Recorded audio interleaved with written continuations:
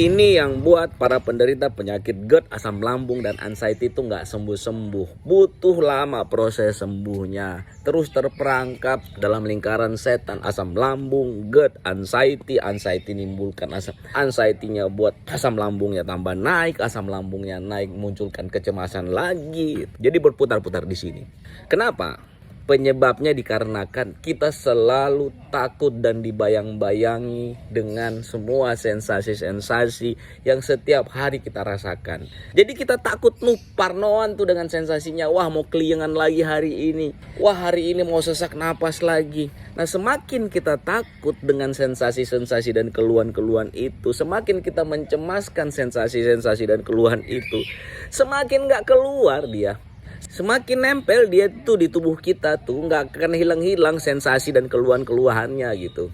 Ya tapi kan berasa Pak, sensasinya berasa, keliengannya nggak hilang-hilang, sesak napasnya nggak hilang-hilang. Iya emang gitu. Nah kenapa dia nggak hilang-hilang? Kenapa dia makin parah? Karena kecemasan dan ketakutan kita terhadap sensasi itu sendiri gitu. Jadi gimana, harus dicuek? Iya, solusinya harus kita cuek. Yang penting kan kita sudah paham nih. Oh iya, kita sudah tahu nih kita terdiagnosis penyakit asam lambung, GERD, dan anxiety. Dan penyakit ini sekali lagi saya bilang bukan penyakit fatal, tidak menimbulkan risiko fatal. Jadi udah gitu.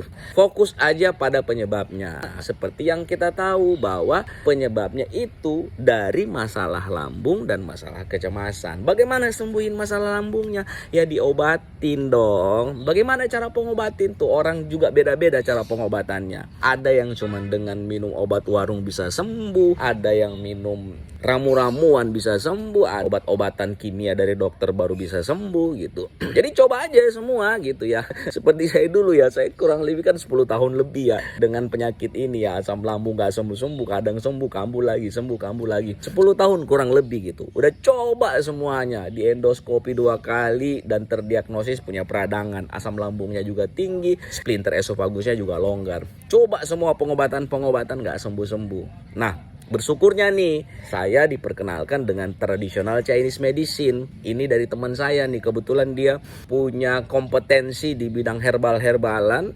Sarankan saya ini, saya minum. Alhamdulillah banget tuh 2 minggu.